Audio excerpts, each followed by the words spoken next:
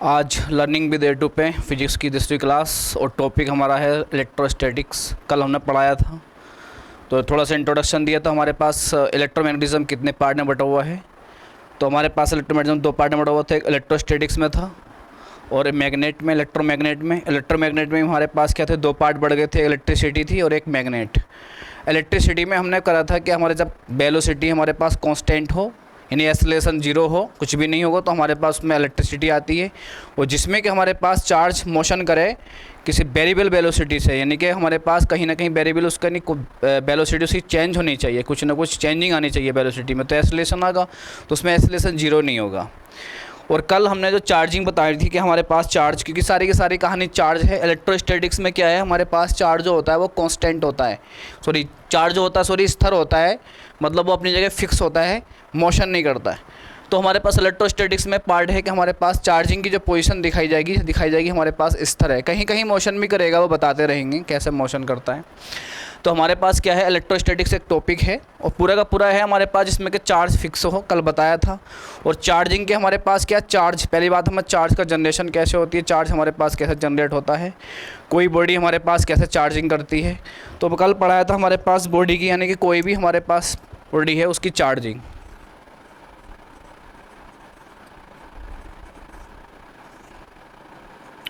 और चार्जिंग मैंने बताई थी 3 तरीके से कि हमारे पास चार्जिंग होती है, वो 3 तरीके से होती है।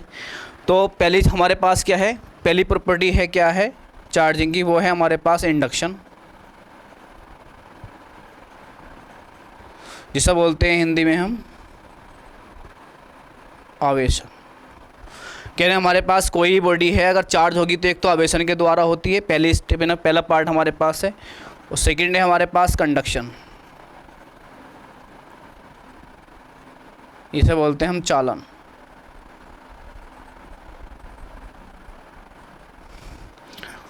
और लास्ट वन, थर्ड, वह हमारे पास है फ्रिक्शन, यानी कि घर्षण के द्वारा। तो 3 तरीके से हमारे पास चार्जिंग निकल कर आती है।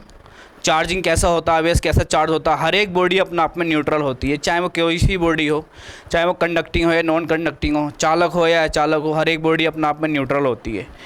अब देखो क्या है, हमें आवेशन के द्वारा हमें कोई बॉडी चार्ज करनी है, यानी क्या है इंडक्शन के थ्रू कैसा चार्जिंग आती है। तो कोई हमारे पास कोई भी बॉडी है, जैसे कोई ये बॉडी हमारे पास, ये है एक बॉडी हमारे पास।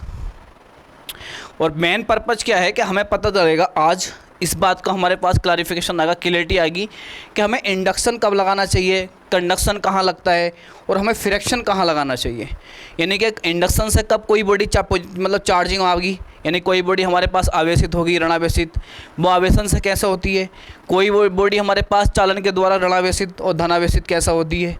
और कोई बॉडी हमारे पास घर्षण के द्वारा कब धनावेशित और कब ऋणावेशित होती है। तो हमारे पास क्या है, कोई बॉडी है हमारे पास और ये बॉडी अपने आप में क्या है, एक न्यूट्रल बॉडी है। कोई बॉडी ए है और ये हमारे पास क्या है, एक न्यूट्रल बॉडी है, यानी कि हमारे पास उदासीन है, कोई उदासीन हमारे पास कोई बॉडी है ये। और इस पर जितने हमारे पास इलेक्ट्रॉन हैं उतने ही इसमें हमारे पास प्रोटॉन है, यानी कि अपना आप में उदासीन है। और नेट चार्ज कितना है, इसमें कल बताया था हमने, नेट चार्ज किसी बॉडी के अंदर जीरो होता है। ऐसा नहीं है कि हमारे पास कोई बॉडी उदासीन है उसके अंदर चार्ज नहीं होता, चार्ज तो होता है, लेकिन जितने हमारे पास पॉजिटिव होंगे उतने ही हमारे पास नेगेटिव होंगे। तो ये जो हमारे पास बॉडी है अपना आप में उदासीन है। और क्या है, हमारे पास कोई भी, मान लो कोई भी हमारे पास कोई प्लस है और इस बॉडी के पास में लाया जाता है, और एक बॉडी और है जो अपना आप में उदासीन है। तो हमारे पास एक बॉडी और है बी, कोई बॉडी बी है,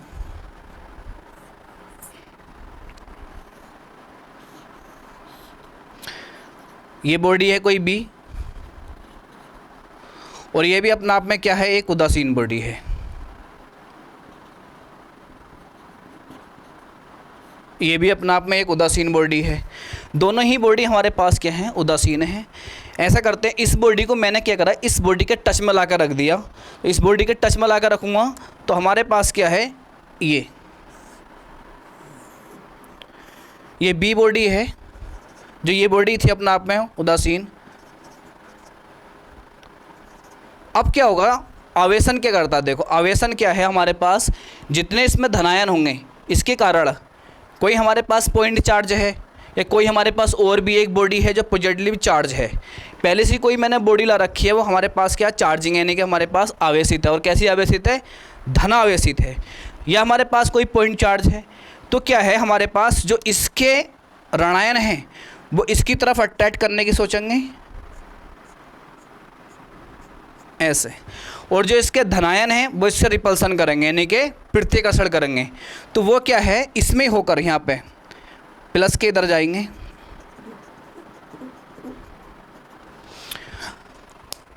तो हमारे पास क्या जो इसके हमारे माइनस होंगे, इसमें जितने भी माइनस और यानी कि हमारे पास प्रोटॉन हैं, इलेक्ट्रॉन हैं, तो जो इलेक्ट्रॉन हैं वो प्लस वाले के आने की कोशिश करेंगे आकर्षण के कारण, जो अट्रैक्टिव करेंगे। हमारे पास माइनस वाले जो बॉडी के अंदर होंगे वो क्या करेंगे, अट्रैक्ट, तो इस वाले का आने की कोशिश करेंगे। और जो इसकी प्लस के होंगे रिपल्सन के कारण हमारे पास क्या करेंगे, प्रत्याकर्षण, तो इस बॉडी के इस सिरे पर आगे भागेंगे और इसमें को होकर जाएंगे ऐसे करके। तो जो इसमें टचिंग है थोड़ी सी हल्की सी, वो हमारे पास क्या हो गया, कंडक्शन। और ये इसका इधर आना है जाना, इलेक्ट्रॉनों का प्रोटॉनों का इधर आना जाना, ये हमारे पास हो गया आवेशन। अगर मान लो अब इस बॉडी को मैं हटा दूं, फिर थोड़ा सा धोखा दे के करते हैं, हटा देते हैं बी बॉडी को,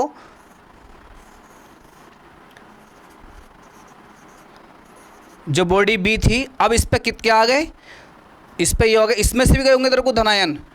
पहले तो सिर्फ जितने इसमें ऋणायन थे उतने धनायन थे, इसके तो धनायन गए होंगे जो गए होंगे तेरे को, लेकिन इस बॉडी में से जो इसके धनायन थे वो इस पर पहुंच गए, तो इसका मतलब इसमें धनायन ज़्यादा हो गए। तो ये जो बॉडी है वो किस तरीके से ऋणावेशित हो गई, हमारे पास पूरी तरीके से धनावेशित हो गई, क्योंकि इसके जो धनायन थे, इसके धनायन तो इधर को जाएंगे जाएंगे प्रत्याकर्षण के कारण, लेकिन जो बॉडी मेरे पास ए है इसके भी धनायन इस बॉडी में को होकर जाएंगे प्रत्याकर्षण के कारण। तो इसका मतलब ये है कि इसमें धनायन की संख्या ज़्यादा हो गई, यानी कि हमारे पास धनावेशित बॉडी हो गई है। तो हमारे पास इसमें क्या है, प्रोटोनों की संख्या ज़्यादा हो गई। तो अब ये क्या है, पूरी की पूरी बॉडी क्या है, धनावेशित हो गई। कंडक्शन भी हो गया साथ साथ में और इंडक्शन भी हो गया। अब मैं ये कहूँगा कि हमारे पास जो बॉडी ए बी थी, जो पहले न्यूट्रल थी, तो वो अपने आप में क्या हो गई हमारे पास, और जो बॉडी हमारे पास क्या थी, ए थी, वो भी इसी चक्कर में हमारे पास ऋणावेशित हो गई। और ये जो बॉडी है हमारे पास ये कैसी हो गई, धनावेशित हो गई। तो हम कहेंगे कि इसमें इंडक्शन हो गया, यानी कि इसमें आवेशन हो गया। और चालन कैसा हुआ, क्योंकि इसमें टच करके रख दिया। टचिंग अगर हुआ है तो हमारे पास चालन है, दोनों काम हो गए एक ही चीज़ से। तो एक तरीका तो हमारे पास ये क्या, हमारे पास दोनों चीज़ें निकल कर आ गई कि हमारे पास कोई बॉडी धनावेशित कैसा होती है, कोई बॉडी हमारे पास ऋणावेशित कैसा होती है। ठीक है, अगर हाँ इसको ऋणावेशित करना है तो यहाँ पे नेगेटिव ला कर रख दो, तो नेगेटिव ला कर रखेंगे तो इसके ऋणावेश इधर को आ जाएंगे, इसके धनायन इधर आ जाएंगे। ठीक है, या तो एक तरीका ये है कि अगर मान लो ऐसा ना करना है, अगर मान लो एक तरीका तो पूरा का पूरा ये हो गया, एक ये पूरी की पूरी बॉडी हमारे पास कैसी हो गई है, धनावेशित हो गई।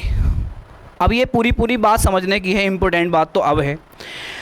देखो आवेशन, आवेशन सिर्फ वहाँ होगा और कंडक्शन सिर्फ वहाँ होगा, ये दोनों के दोनों, जब हमारे पास ऐसी बॉडी हो ये सारी की सारी जो अपने आप में कंडक्टर हों, यानी कि चालक, जिसमें हमारे पास फ्री ऑफ इलेक्ट्रॉन जो होते हैं, जो उसमें चलने के लिए तैयार हों।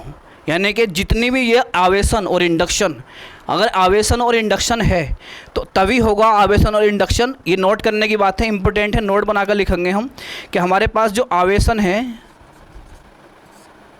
और जो इंडक्शन है, यानी कि हमारे पास इंडक्शन और कंडक्शन दोनों के दोनों तभी संभव हैं जब ये बॉडी कैसी हों, चालक पदार्थ हों। यानी कि ए और बी, जो बॉडी ए और बी हैं, बॉडी ए कोमा बी कैसे होने चाहिए, चालक पदार्थ होने चाहिए।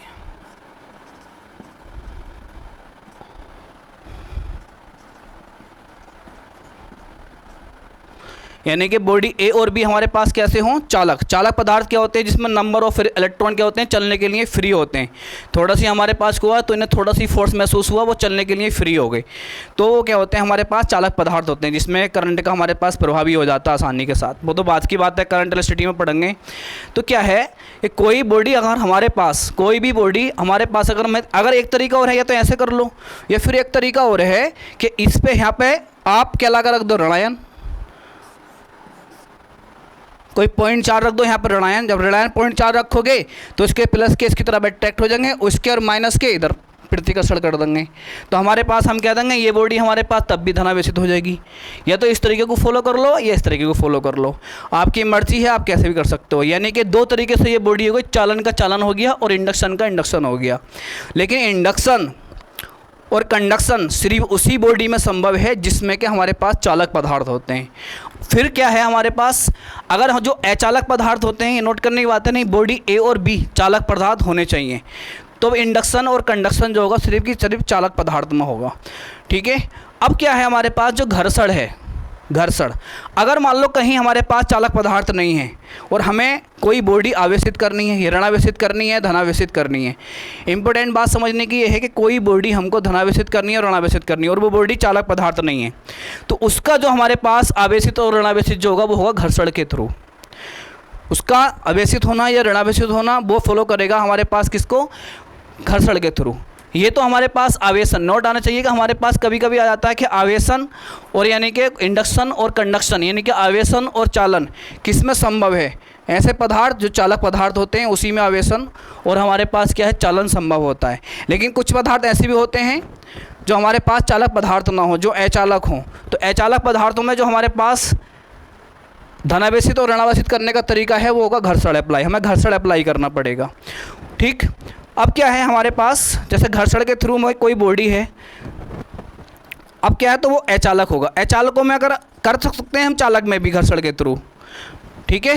अगर मान लो हमारे पास क्या है जो इंडक्शन, एक बार और है समझना है, पॉइंट की बात ये है कि समझना है ऐसे कि किसी बॉडी को हमें आवेशन के और चालन के थ्रू आ सकता है। क्वेश्चन बोर्ड के अंदर भी आ सकता है या कोई कॉम्पिटिटिव एग्जाम के अंदर भी आ सकता है। अगर कोई बॉडी हमें, ठीक है, चालक पदार्थ है, किन किन तरीके से उसको धनावेशित या ऋणावेशित कर सकते हैं, तो हमारे पास आवेशन के और चालन के थ्रू। ठीक है। अब क्या है, अगर मान लो कोई बॉडी अगर मान लो अचालक पदार्थ है तो उसे हमें किसके थ्रू आवेशित करना होता है, घर्षण के थ्रू। कोई बॉडी है हमारे पास, कोई अचालक बॉडी है, एक बॉडी हमारे पास ये है ए और एक बॉडी मेरे पास क्या है, ये बी। सही है। दोनों बॉडी हैं, दोनों अपने आप में कैसी हैं, उदासीन बॉडी हैं। ये भी उदासीन है और ये भी उदासीन है, दोनों हैं। यानी कि जितने इसमें प्रोटॉन उतने इसमें इलेक्ट्रॉन, और नेट चार्ज कितना इसमें भी 0 और नेट चार्ज कितना इसमें भी 0। तो हमारे पास नेट चार्ज कितना है यहाँ पे, नेट चार्ज इक्वल टू 0 और इसमें भी नेट चार्ज कितना हमारे पास 0। दोनों में नेट चार्ज 0 है। कहने का मतलब है जितने इसमें धनायन यानी कि प्रोटॉन उतने इसमें इलेक्ट्रॉन, और इसमें जितने प्रोटॉन उतने इसमें इलेक्ट्रॉन। अब ये दोनों के दोनों क्या हैं, अचालक हैं। जब अचालक पदार्थों को हमें और आवेशित या ऋणावेशित करना है तो हम तरीका अपनाएंगे घर्षण।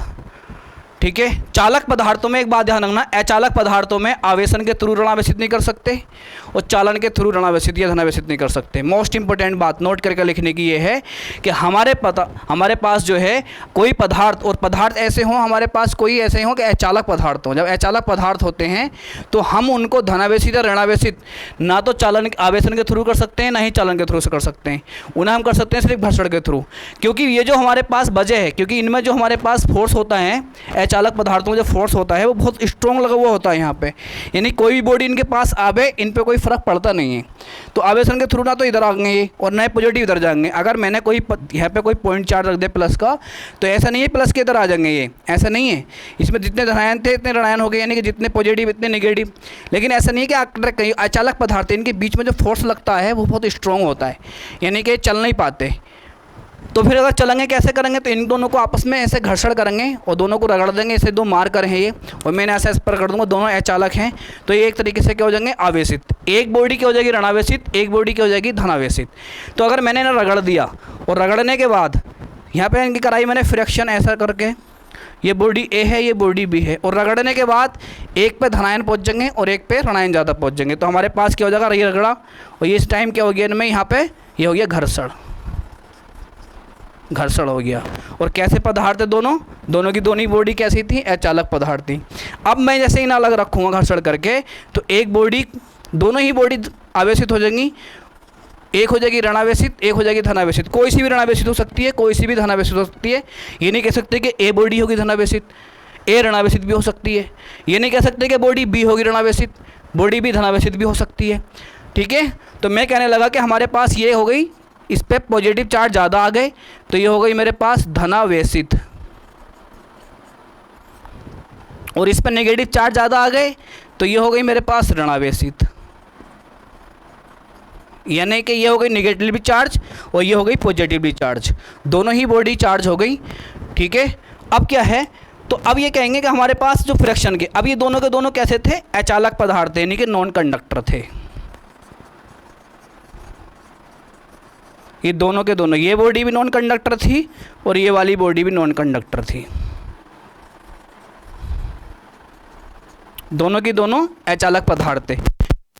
अब क्या है, अगर मैं मानूं कि दोनों अचालक पदार्थ है तो उसमें ऋणावेशित यानी चार्जिंग कैसे होगी, यानी कि धनायन और धनावेशित और ऋणावेशित कैसे होंगे दोनों के दोनों बॉडी, और दोनों के दोनों अचालक पदार्थ हैं तो कौन सी मेथड के थ्रू होंगे, तो वो सिर्फ घर्षण के मेथड के थ्रू होंगे।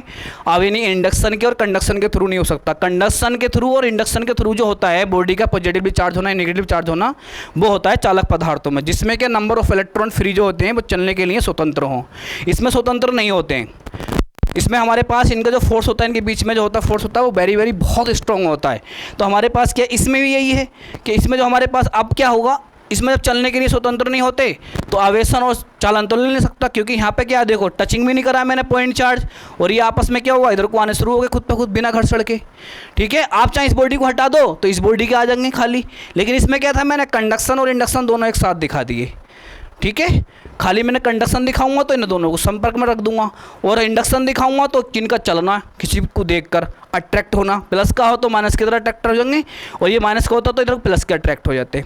तो किसी इंपॉर्टेंट बात समझने की ये है कि अगर हमारे पास कोई क्वेश्चन पूछेगा, क्वेश्चन पूछने लगे कि बताओ कि अगर दो अचालक पदार्थ हैं यानी कि नॉन कंडक्टर पदार्थ हैं, नॉन कंडक्टर हमारे पास कोई सब्सटेंस हैं यानी कि अचालक हमारे पास नॉन कंडक्टर हैं, तो बताओ कहेगा उसमें किस विधि के थ्रू हमारे पास चार्जिंग होती है, यानी कि आवेशन होता है, कि घर्षण होता है, क्या होता है, तो कि हमारे पास किसके थ्रू होगा, यानी कि इंडक्शन के आवेशन के थ्रू होगा, या चालन के थ्रू होगा, या घर्षण के थ्रू होगा। तो जो हमारे पास अचालक पदार्थ होते हैं उसमें जो हमारे पास चार्जिंग होती है, इनका धनायन ऋणावेशित होना या धनावेशित होना जो डिपेंड करता है वो डिपेंड करेगा आपके घर्षण मेथड के थ्रू होगा।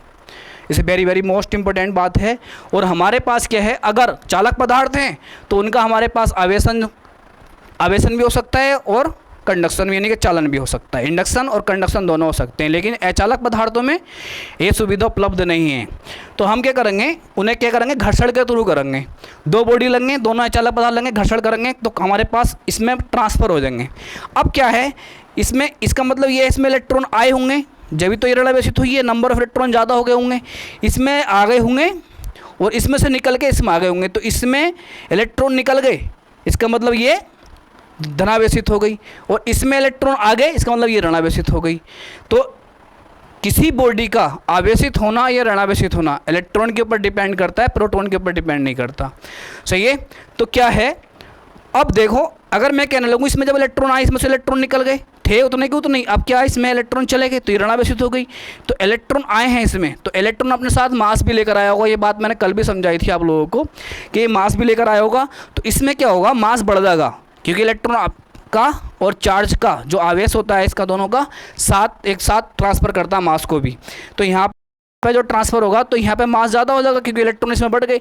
तो इसका मैंने कुछ ही मान लिया कि मास इस बॉडी का mb है और इस बॉडी का मास कितना है ma। तो इसमें इलेक्ट्रॉन आए हैं, इसमें से निकले, तो ये बॉडी का जो मास है वो कुछ कम हो जाएगा, इस बॉडी का मास है कुछ बढ़ जाएगा। तो कभी क्वेश्चन पूछ भी लेता है कि ma जो होगा, इधर लिख दे रहा हूँ मैं, इसमें जो ma होगा वो हमेशा छोटा होगा, किससे, mb से। कहने का मतलब है कि डायरेक्टली भी समझ सकते हैं एक चीज़ को, अगर कोई बॉडी धनावेशित हो गई तो उसका मास डिक्रीज हो जाएगा, और कोई बॉडी हमारे पास ऋणावेशित हो गई तो उसका मास इंक्रीज होगा, क्योंकि उसमें नंबर ऑफ इलेक्ट्रॉन जो होते हैं वो ज़्यादा हो जाते हैं। ठीक है, तो ये हमारे पास क्या था, कल समझाया था कि किसी बॉडी का चार्जिंग कैसे डिपेंड करता है। कोई बॉडी कितने तरीके से हमारे पास धनावेशित या ऋणावेशित हो सकती है, 3 तरीके से हो सकती है, इंडक्शन यानी कि आवेशन, और एक होता है कंडक्शन यानी कि चालन, और एक होता है हमारे यहाँ फ्रिक्शन और घर्षण। ठीक है, चालन जो हमारे पास आवेशन और चालन हैं वो सिर्फ के सिर्फ कंडक्टर में अप्लाई होते हैं। और क्या है, इसमें भी हो सकता है, लेकिन अगर घर्षण कर दो तो फिर, लेकिन जो अगर हमारे पास पूछा जाता है, लेकिन चालन और आवेशन नॉन कंडक्टर में नहीं, अचालक पदार्थों में अप्लाई नहीं होते, उसमें सिर्फ घर्षण अप्लाई होता है। ये मोस्ट इंपॉर्टेंट बात है, लिखने लायक होती है। तो ए और बी चालक पदार्थ होने चाहिए। और यहाँ पे घर्षण के लिए, घर्षण में क्या है हमारे पास, ए और बी कैसे हैं, इसमें लिखना चाहो तो लिख लो। ये जो है, ये पूरा नोट जो है वो पूरी की पूरी इस वाले के लिए है, पूरा का पूरा नोट। और ये पूरा का पूरा नोट जो है ये यहाँ पे ये इस वाले इसके लिए है। तो आज पढ़ लिया हमने, पढ़ा क्या है कि कोई बॉडी किस तरीके से हमारे पास चार्जिंग हो सकती है, 3 तरीके से चार्जिंग हो सकती है। क्या है हमारे पास, आवेशन, इंपॉर्टेंट बात है समझने की, और चालन और घर्षण। अगर कोई बॉडी चालक पदार्थ है तो उसमें आवेशन और चालन अप्लाई होगा, ठीक है। अगर कोई बॉडी अचालक पदार्थ है तो उसमें हमारे पास इलेक्ट्रॉन चल तो सकते नहीं, उसका धनावेशित और ऋणावेशित होना डिपेंड करेगा घर्षण पे, ठीक है। अब देखो क्या करते क्या है अपनों। अब एक चीज़ है बहुत इंपॉर्टेंट समझने की है, वो ये है कि कभी कब किस कंडीशन में। और एक बात और है, एक नोट और बना के लिखना है, मैं लिखवा रहा हूँ इधर को, इसे जो है आप देख लियो और नोट कर लियो अपनी नोटबुक में। जो बच्चे अपना नोट करते हैं, जो बच्चे इस क्लास को देख रहे हैं, उतार लेना उसको, वो बहुत अच्छे से उतारना, अच्छे से नोट्स बनाना इसके, बहुत इंपॉर्टेंट टॉपिक है। अब क्या है देखो, एक बात और है इंपॉर्टेंट, वो भी नोट बना के लिखने की है। वो क्या है,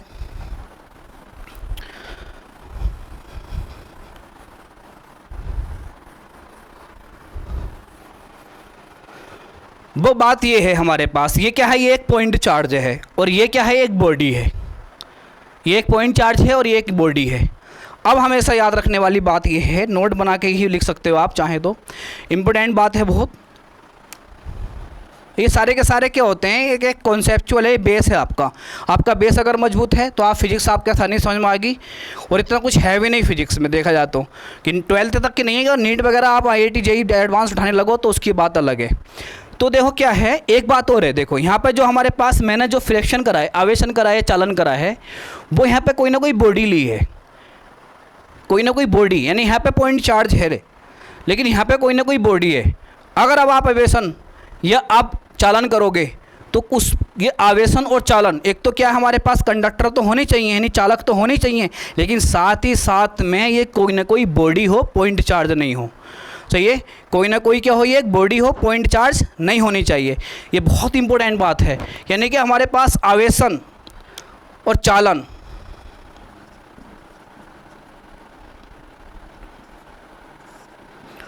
आवेशन तथा चालन चालक पदार्थों में होता है।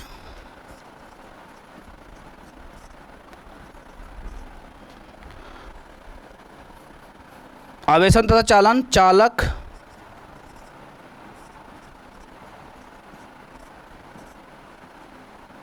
पदार्थों में होते हैं। और इससे ज़्यादा इम्पोर्टेंट बात यह है कि हमारे पास चालन और आवेशन करने के लिए ये जो है बॉडी होनी चाहिए, पॉइंट चार्ज नहीं होना चाहिए। तो क्या होना चाहिए, चालक पदार्थ भी कैसे हो में कोई ना कोई बॉडी हो। तो ये है हमारे पास चालक पदार्थ,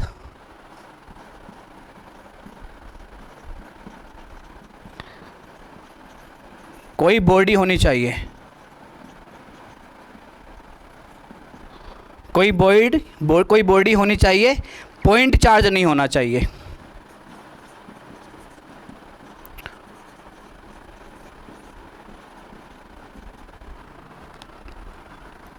पॉइंट चार्ज नहीं होना चाहिए।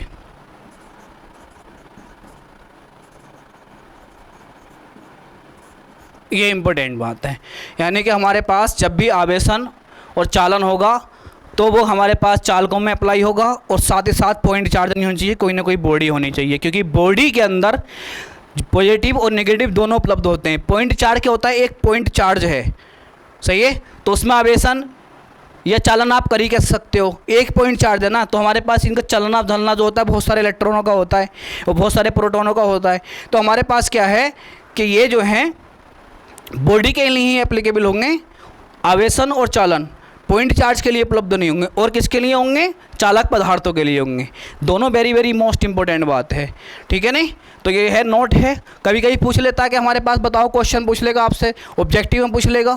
सीबीएसई बोर्ड होता है, आईसीएसई बोर्ड होता है, यूपी बोर्ड, कितनी जाएँ, कोई भी बोर्ड, कोई सही बोर्ड हो तो भारत के अंदर, तो हमारे पास पूछ लेता है कि बताओ कि हमारे पास ये एक पॉइंट चार्ज ये रखा, एक पॉइंट चार्ज रखा, दोनों में पूछ लेगा, आपसे पूछेगा एक पॉइंट चार्ज ये है Q1 और एक पॉइंट चार्ज ये है Q2, और कहेगा बताओ इसमें आवेशन होगा कि नहीं होगा, ठीक है?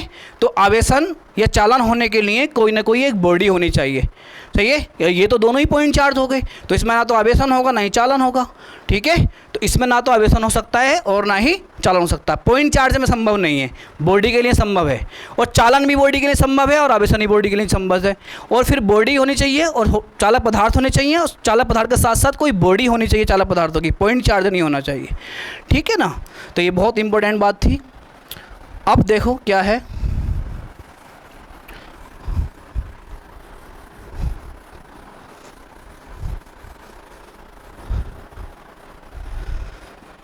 पढ़ते रहेंगे। देखो साथ ही साथ से सारा का सारा बेसिक है, बेसिक अगर आपको स्ट्रॉन्ग हो गया, ठीक है नहीं, कि हमारे पास चार्जिंग हुई, फिजिक्स में चलते रहेंगे हम, क्या आपका पहला चैप्टर शुरू होगा, फिर कूलॉम लॉ स्टार्ट करेंगे धीरे धीरे।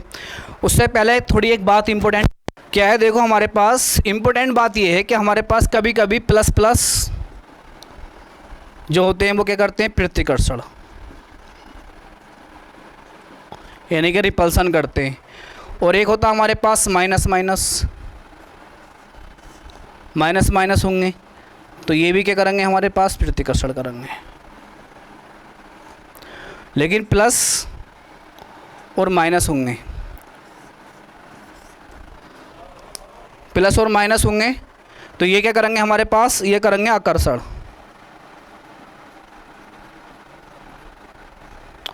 और माइनस प्लस होंगे तब भी हमारे पास क्या करेंगे? आकर्षण। अब कभी कभी दुविधा ये उत्पन्न हो जाती है हमारे पास, इंपॉर्टेंट बात ये समझने की है, अगर हमारे पास कोई चार्ज, अगर दोनों प्लस प्लस के चार्ज हैं तो वो चार्ज कैसे होंगे हमारे पास? यानी कि रिपल्सन करेंगे, रिपिल होंगे एक दूसरे से, प्रतिकर्षण करेंगे। और माइनस माइनस के हैं तब भी प्रतिकर्षण करेंगे। अगर एक प्लस का एक माइनस का है तो तब आकर्षण करेंगे, और एक माइनस एक प्लस का तब भी आकर्षण करेंगे। तो हमारे पास क्या है, अगर सजातीय मतलब समान जाति के, अगर समान जाति के हैं तो प्रतिकर्षण करेंगे, ये दोनों हो गए, ये दोनों हो गए। और अलग जाति यानी विजातीय हैं, अलग अलग जाति के हैं, तो हमारे पास वो क्या करते हैं? आकर्षण। लेकिन एक कंडीशन ऐसी बन जाती है, तो बहुत मोस्ट इंपॉर्टेंट है समझने लायक, कि हमारे पास एक कंडीशन ऐसी बनती है कि प्लस प्लस आकर्षण कर जाते हैं या माइनस माइनस आकर्षण कर जाते हैं। तो वो बात समझने की है। देखो क्या हमारे पास एक ये पॉइंट चार्ज है प्लस, और एक ये बॉडी है, ये कोई भी बॉडी मान लो, छोटी कुछ भी कैसी, और ये अपने आप में न्यूट्रल है।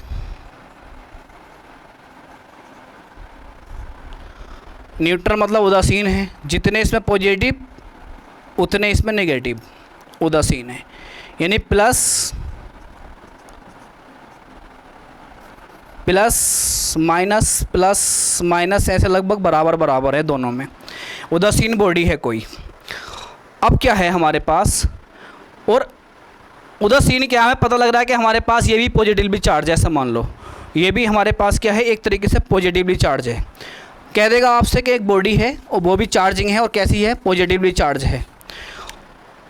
एक बॉडी है ये, और ये कैसी है? पॉजिटिवली चार्ज है,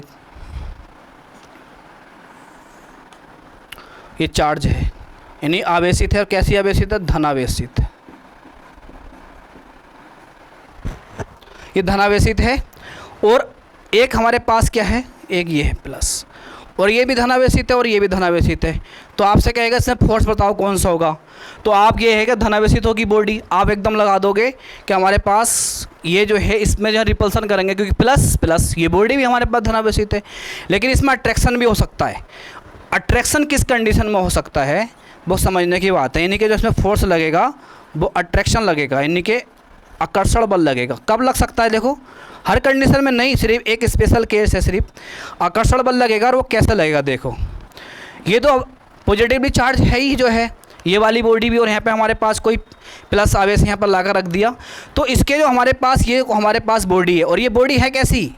ये बॉडी है हमारे पास चालक पदार्थ, चालक पदार्थ, ये कोई चालक पदार्थ है नहीं, कोई कंडक्टर है। इंपॉर्टेंट बात है, बहुत मोस्ट इंपॉर्टेंट है, बहुत इंटरेस्टिंग है। ठीक है, हर एक ये है कि आपको अगर कोई टीचर बताएगा इसको तो वो टीचर बताएगा जो नीट IIT को पढ़ाता है, जो आपको JEE एडवांस के क्वेश्चन कराता है। तो क्या है देखो, इसके जो हमारे पास इसके ऋणायन होंगे यानी कि ऋणावेशित होंगे, जो इसके इलेक्ट्रॉन होंगे वो इसकी तरफ अट्रैक्ट करेंगे, सही है। और जो इसके प्लस के होंगे वो इसको रिपल्सन करेंगे, क्योंकि प्लस प्लस क्या करते हैं, रिपल्सन करते हैं। प्लस प्लस क्या करेंगे, ये इसमें प्लस के होंगे इस बॉडी के अंदर, लेकिन ये बॉडी हैवी चार्ज, कैसी चार्ज है, पॉजिटिवली चार्ज है। तो क्या है देखो, ऐसा है जो जिसके माइनस के होंगे इधर आ जाएंगे, जो प्लस के होंगे उधर पहुंच जाएंगे। लेकिन ये जो बॉडी है ये धनावेशित है, बहुत कम इलेक्ट्रॉन निकले हैं इसके अंदर से, इलेक्ट्रॉन निकलेंगे तभी तो ये पॉजिटिव चार्ज होगी, बहुत कम। यानी कि जब मात्र से इतना कम निकले कि एक ही इलेक्ट्रॉन निकला है खाली, यानी कि इसका मतलब है एक, इसका मतलब इसके अंदर सिर्फ एक पॉजिटिव चार्ज ज़्यादा आया, सिर्फ एक पॉजिटिव चार्ज। लेकिन एक पॉजिटिव चार्ज यानी कि जो इनका है धनायन होने की जो कंडीशन है, धनावेश होने की जो कंडीशन है, मात्र एक पॉजिटिव चार्ज हुई है। एक पॉजिटिव चार्ज का मतलब बहुत कम वैल्यू है, बहुत कम वैल्यू। तो सही है। अब इसके जो हमारे पास माइनस के थे वो इधर आ गए। अब आपको कूलाम ना जो हम कल पढ़ेंगे, आपको पढ़ेंगे, देखो हमारे पास कूलाम का नियम होता है 1/, चाहे ऐसे देखो K Q1 Q2 दो चार्ज होंगे और उनके बीच की जो होगा सेपरेशन ऑफ होगी, जो कुछ एक दूसरे से कुछ सेपरेट होंगे। Q1 Q2 दो चार्ज, Q1 और Q2 दो चार्ज होंगे और एक दूसरे से कुछ डिस्टेंस पे सेपरेट होंगे, उनके बीच में हमारे पास कूलाम लगेगा, वो कल पढ़ेंगे हम कल की क्लास में।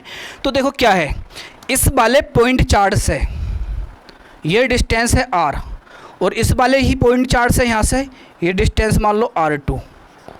अब क्या है देखो, अगर डिस्टेंस बढ़ेगी तो फोर्स घटेगा, अगर डिस्टेंस बढ़ गई तो फोर्स घटेगा, यानी जो प्लस वाले हैं उनका फोर्स तो घट गया, ठीक है। और हमारे पास जो माइनस वाले इधर आ गए थे उनका फोर्स बढ़ गया, ठीक है। हाँ, फोर्स इनका भी बढ़ेगा क्योंकि एक प्लस का ज़्यादा हो गया, इधर नेगेटिव निकल गए। लेकिन ये जो दूरी है ना, डिस्टेंस, डिस्टेंस पे क्या है, स्क्वायर, इसकी मात्रा सिर्फ बहुत कम है, मात्र एक चार्ज से पॉजिटिव है, मात्र एक चार्ज से। और इसकी जो मात्रा है वो बहुत ज़्यादा हो गई और इसकी मात्रा है थोड़ी सी कम। तो ये क्या है, और डिस्टेंस इसकी कम हो गई, इसकी ज़्यादा हो गई। तो डिस्टेंस ज़्यादा होने की वजह से जो पृथ्वीकर्षण फोर्स था, पृथ्वीकर्षण फोर्स, पृथ्वीकर्षण फोर्स कौन सी डिस्टेंस पर लग रहा है हमारे पास, पृथ्वीकर्षण जो बल था, रिपल्सन फोर्स, ठीक है, हमने मान दिया वो FR है। तो वो क्या होगा हमारे पास, वो कौन सी डिस्टेंस पर लगेगा, वो डिस्टेंस पर लगेगा आपके पास, वो डिस्टेंस होगी R2।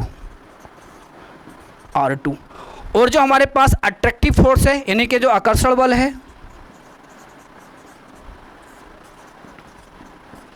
उसकी डिस्टेंस कितनी होगी हमारे पास, वो डिस्टेंस होगी हमारे पास R1, ठीक है। वो डिस्टेंस कितनी होगी हमारे पास, वो डिस्टेंस होगी आकर्षण बल की डिस्टेंस, उसे लिख देते हैं हम FA, अट्रैक्टिव फोर्स।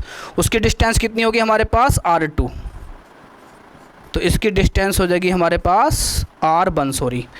अब देखो डिस्टेंस तो R2 ज़्यादा हो गई ना, तो डिस्टेंस ज़्यादा होगी तो फोर्स घटता है, क्योंकि डिस्टेंस हमारे पास फोर्स के क्या फॉर्मूले में नीचे है, उसकी वो स्क्वायर के साथ है। इसका मतलब स्क्वायर के साथ जो है फोर्स जल्दी से डिक्रीज होगा, बहुत तेज़ी से। और यहाँ पर डिस्टेंस कम है, जब डिस्टेंस कम होती है तो फोर्स बढ़ जाता है। तो अब हम ये कहेंगे, और ये जो पॉजिटिव चार्ज है ना, ये बहुत ना मात्र के बराबर चार्ज इसमें ज़्यादा हैं, धनायन जो हैं, तो इनकी जो मात्रा है बहुत कम है, लेकिन डिस्टेंस की मात्रा हो गई ज़्यादा, और डिस्टेंस जब बढ़ गई तो फोर्स घट गया।